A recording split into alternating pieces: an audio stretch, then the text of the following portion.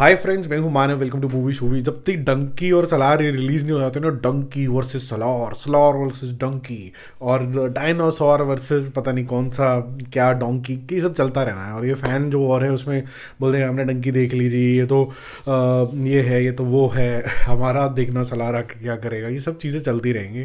तो फैंस को करो ये सब चीज़ें, अच्छी बात है, इट इज़ हेल्दी, बट बदतमीजी मत करो किसी के साथ भी, ना तो प्रभास के साथ ना शाहरुख खान के साथ। उन्होंने जो कुछ भी अचीव किया है, बहुत से लोग जो ये कमेंट्स करते हैं वो कुछ भी अचीव नहीं कर सकते वैसा जैसा उन्होंने दोनों ने किया। अब बात करें कि डंकी की तो बहुत बात कर रहे हैं, सलार का ट्रेलर कब आने वाला है, तो सलार के ट्रेलर के ऊपर भी हम बात करते हैं। जो बज़ आ रही है कि इसके जो होंगे वो 2 ट्रेलर होंगे। एक ट्रेलर आएगा 9 नवंबर को, तो 9 नवंबर को आपको ट्रेलर दिखाया जाएगा पूरे धमाके के साथ। और क्योंकि साउथ के लोग बहुत ज़्यादा क्रेजी होते हैं अपने स्टार को लेकर, तो बहुत सारे इसके व्यूज़ शूज़ ये सब चीज़ें भी आ जाएंगी और बहुत बड़ा सेलिब्रेशन होगा। अगले दिन पोस्टर्स भी आएंगे कि ये रिकॉर्ड टूट गया, वो रिकॉर्ड टूट गया।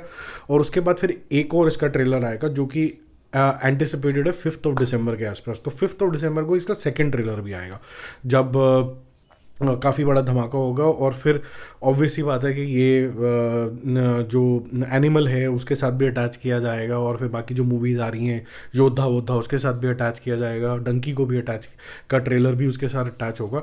बट ये बड़े बड़े नंबर्स जो हैं ये आया जाएगा। अब इस ट्रेलर में दिखाया क्या जाने वाला है, दिखाया ये जाएगा कि जो शक्लें आपने अभी तक नहीं देखी, यानी कि मेन लीड की शक्ल ही नहीं देखी है टीज़र के अंदर, तो इस ट्रेलर के अंदर उसका खूंखारिस्ट रूप जो है वो प्रशांत नील का मानना है कि वो आपको देखने को मिलेगा। तो जो प्रॉमिस है he is the most violent man, वो आपको दिखेगा। अब मेरी वरी क्या है इस चीज़ को लेके, देखो एक समय था जब हिंदी ऑडियंस अभी अभी नई नई देखना शुरू कर रही थी साउथ की मूवीज़, तो बड़ा मज़ा आ रहा था कि यार लार्जर देन लाइफ ये वो। अब हमने बहुत ही सारी देख ली एक साथ, मतलब भर भर के। अब हम जो हिंदी सिनेमा है वो यही करने लग गया, लार्जर देन सिनेमा, एक बंदा 1000 लोगों को मार रहा है, ये सब देखा। तो जो नॉवेल्टी वैल्यू होती है ना कि अब इसमें नया क्या, तो नया तो एक्शन से तो आ नहीं सकता, ये बड़ी क्लियर बात है। स्टाइल स्टेटमेंट बिल्कुल केजीएफ जैसी है, उससे आ नहीं सकता। इसमें कोई एक नया एज डालना पड़ेगा, तब जाके आप बोलोगे कि प्रभास ने कुछ और किया, प्रशांत नील ने कुछ और किया। वो आएगा ट्विस्ट, वो आएगा अनएक्सपेक्टेड चीज़ें दिखाने से। तो वो अनएक्सपेक्टेड चीज़ें क्या होंगी वो तो ना मैं बता सकता हूँ ना आप बता सकते हो, क्योंकि स्टोरी राइटर तो कोई और है और डायरेक्टर साहब कोई और हैं, और जो ट्रेलर काटने वाले एक्सपर्ट होते हैं वो अलग होते हैं। तो ये उनको सोचना पड़ेगा। उनके लिए हिंट है कि अगर आप एक्शन दिखाने लगे हो तो sorry, thank you very much, नहीं चलेगा। अगर आप ये दिखाने लगे हो कि केजीएफ के स्टाइल में हम ये ब्लैक एंड वाइट तरीके का आपको कुछ दिखा देंगे, तो नहीं चलने का है।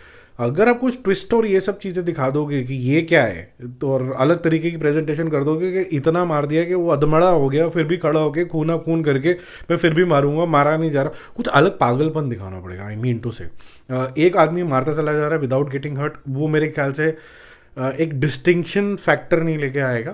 बट हो सकता है कि वो इम्प्रेसिव लगे, जस्ट दैट, वो डिस्टिंक्शन नहीं लेके आएगा। शाहरुख खान के केस के अंदर डंकी की अगर हम बात करें तो distinction automatically by virtue of story बन गया, क्योंकि 2 बैक-टू-बैक ऐसी मूवीज़ कर दी जो लार्जर देन लाइफ थी। अब एक ऐसी मूवी कर दी जिसके अंदर एक्टिंग प्रोवर्स भी दिखाना है, तो उनके लिए तो खैर नेचुरली ये मामला सुलट गया। इट्स अ गुड चॉइस के 2 एक्शन मूवी कर ली, उसके बाद फिर एक जिसे कहते हैं रोमांटिक ड्रामा और सोसाइटी के इविल्स या फिर सोसाइटी के इश्यूज़ के ऊपर कुछ ऐसा कुछ कर दिया, या फिर सोसाइटी कैसा सोचती है, टैबू, उन सब चीज़ों के बारे में कुछ बात कर ली। तो ये सारी चीज़ों का मिश्रण होगा, इसके अंदर कोई लाइफ लेसन होगा, तो वो ऑर्गेनिकली बैठ जाएगा। मुश्किल मेरे को लगता है सलार के लिए होगी कि उसको प्रूव करना है how are they different now.